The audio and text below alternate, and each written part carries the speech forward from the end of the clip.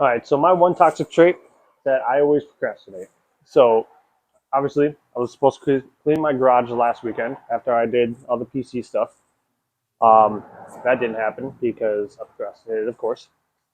So it was like 46 degrees last weekend. The weekend before was like 60, and now I'm going to decide to do it today, and it is 18 degrees. Go figure. That's kind of my life. So got the propane heater. I'm going to preheat the garage, move Bob's car out first, but just cleaning up all the junk right there. Got tires and wheels, got more wheels. So get Bob's car moved out of here, and I'm gonna start preheating this thing. All right, so preheating the garage now. First thing I got to tackle, couldn't really see because of the light. So all that crap over there, um, that was honestly from like 2 cookouts ago, which was like last summer, I think. So definitely got to clean up that whole area alongside the door. Even though the door doesn't really open, I got to replace that. Um, get the wheels where they got to go. Essentially, I have to clean the garage out to get my car back in here. All right. Well, I got most of it. Um, I just ran out of propane, and I'm not going to sit out here in 18-degree weather. But a couple more things to throw away there. But I'm going to give you guys a little background as to why my car is coming back home. So the reason why I'm bringing my car home and why I had to make so much room is because at the shop they're kind of running out of space. It's now winter. They want to bring their own cars into the shop. They have customer cars in the shop yet.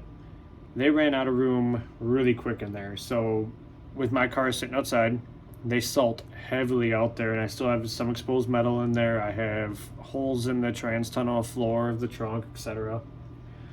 So I want that to come home just so I can actually work on it here and there when I'm done with work and not have to wait for Nick or Kyle to be out at the shop. Um, Definitely need to clear a spot for all of my parts that are coming home with me because I have like almost a whole rack of parts over there that I got to bring back. And you know, they just need room over there. So if I can move my car out of there to get a customer's car in there so they can continue making money, absolutely. I am more down to do that than ever. So that's the reason why I have to bring my car home. And I need to keep working on it a lot more. Even if it's like 20 minutes a night here or there, I still need to make some progress because I'll just give you the backstory on Unusual. So Unusual started with Micah and I in 2019.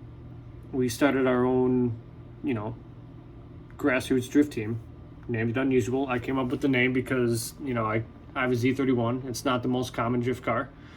It's probably one of the ugliest cars, in my opinion. I hate the Z31, but I love it at the same time.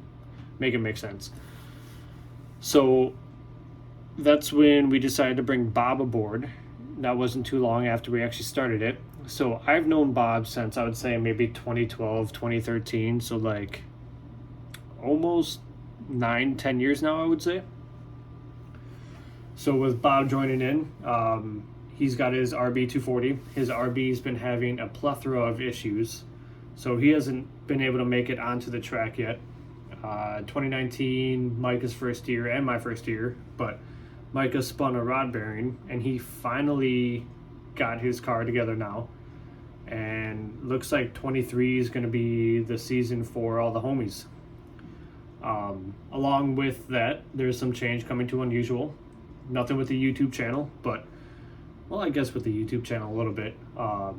Micah decided to start a drift team with one of his other friends, so he's no longer on Unusual. There's no hard feelings. I mean, we're still friends. At the end of the day, we're still going to be driving together at the track, still going to be hanging out, drinking Busch lattes with all the homies. But my one goal that I want to achieve is drive Final Bout.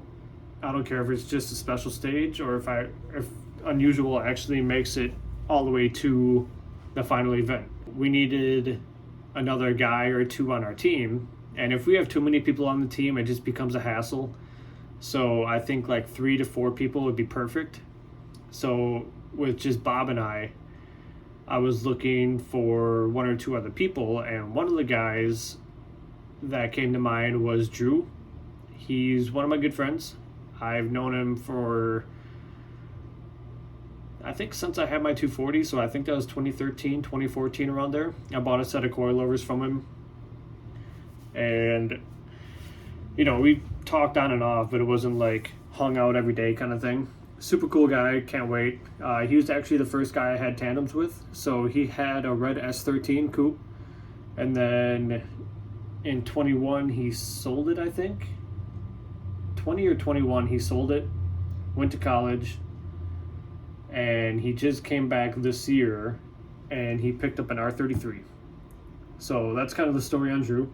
Super cool guy, super down to earth, super stoked to have him on the team. Another guy that came to mind is Garrett Martin.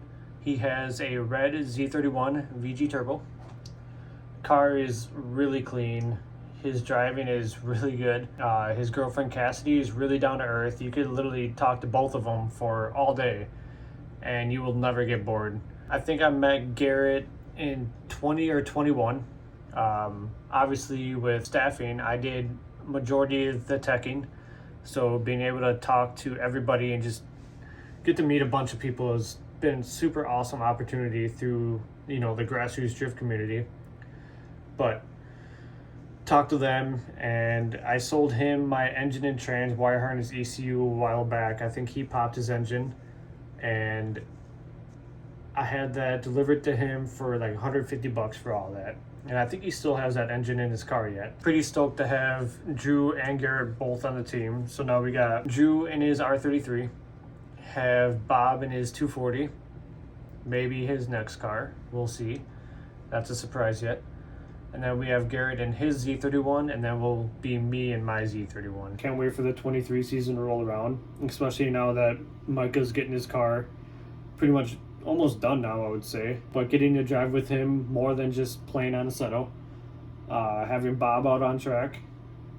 So once we get the 23 schedule, he's going to be able to put in vacation for all those days, or hopefully all those days. And then have Drew out at the track more often. And Garrett's always out here.